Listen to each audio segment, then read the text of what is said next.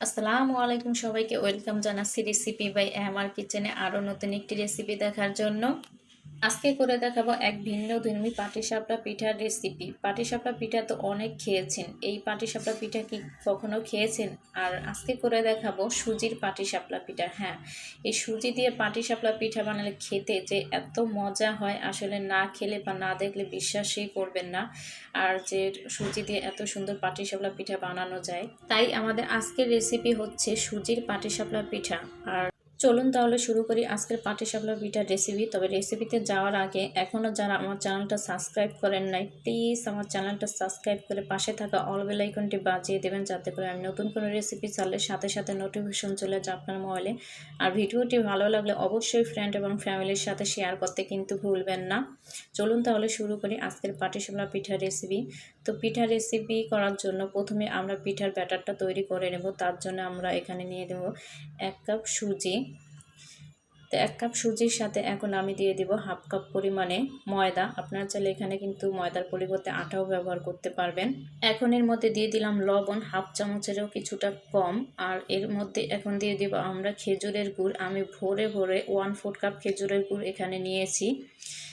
তো এখন এর মধ্যে অল্প অল্প করে পানি দিব, আর আমরা ব্যাটারটা মিশিয়ে নিব। একসাথে পানি দিতে যাবে না, আমি অল্প অল্প করে দিয়ে তারপর ব্যাটারটা মিশিয়ে নিব। তো পরবর্তীতে আমি বলে দিব যে আমার কতটুকু পানি লেগেছে ব্যাটারটা গোলানোর জন্য।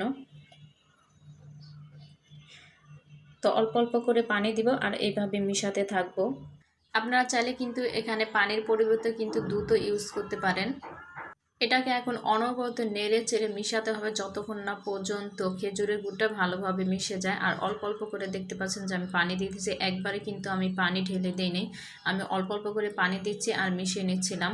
তো ব্যাটারের ঘনত্বটা দেখে বুঝতে পারছেন যে ব্যাটারের ঘনত্বটা কীরকম হবে। আমার মেশানো হয়ে গেছে, এখন একটা ঢাকনা দিয়ে ঢেকে রেখে দিব। তো এখন এটাকে ঢাকনা দিয়ে ঢেকে রেখে দিয়ে চলে এলাম চুলায়। আমরা ক্ষীরটা তৈরি করে নেব। এখানে আমি হাফ কাপ পরিমাণে সুজি নিয়ে নিলাম। তো হাফ কাপ পরিমাণে সুজি নিয়ে এখন নেড়ে চেড়ে 1 মিনিটের মতো একটু ভেজে নেব হালকা আছে।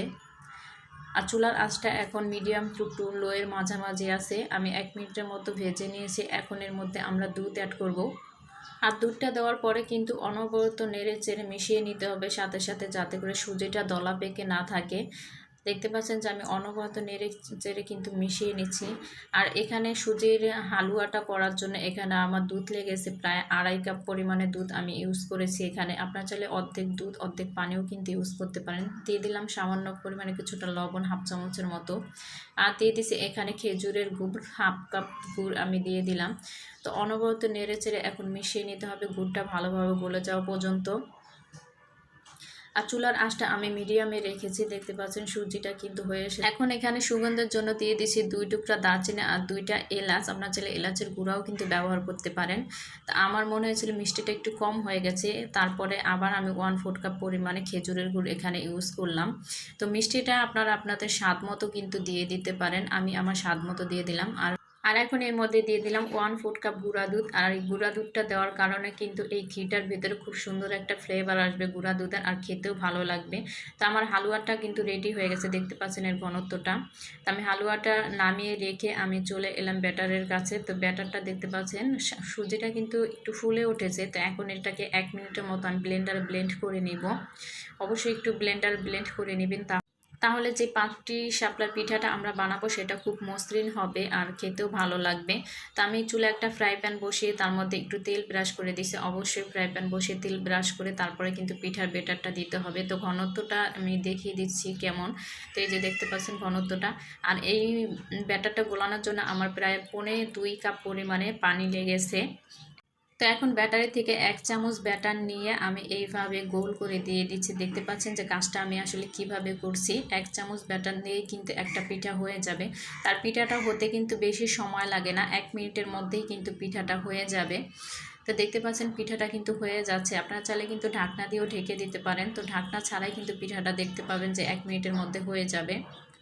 তা আমার পিঠাটা হয়ে গেছে। আমি 1 চামচ ক্ষীর নিয়ে ক্ষীরটা দিয়ে দিছি। আর অবশ্যই এলাচ আর দারচিনিগুলো যদি দিয়ে থাকেন তাহলে অবশ্যই এটা ফেলে দিবেন, না হলে কিন্তু খাওয়ার সময় মানে দাঁতে কামড়ে লাগলে কিন্তু খেতে ভালো লাগবে না। তা আমি দারচিনি পড়েছিল সেটা আমি ফেলে দিলাম। এখন কিন্তু একটা স্প্যাচুলার সাহায্যে দেখতে পাচ্ছেন ফোল্ড করে নিলেই কিন্তু হয়ে যাবে আমাদের পাটিসাপলা পিঠা রেডি। তো খুব কম সময়ের মধ্যে আর খুব মানে কম ঝামেলার মধ্যে কিন্তু এই পিঠাটা বানানো যায়। দেখতে পাচ্ছেন কত সহজে কিন্তু পিঠাটা হয়ে গেল আর কত সুন্দর হয়েছে পিঠাটা। তো সবগুলো পিঠা আমি এইভাবে বানিয়ে নিয়েছি। কোনো প্রকার চালের গুঁড়া বা ব্লেন্ডার করার ঝামেলা ছাড়াই কিন্তু সুজি দিয়ে খুব সহজে কিন্তু এই পাটিসাপটা পিঠাটা বানানো যায়। আর খেতেও কিন্তু মাশাআল্লাহ অনেক মজা।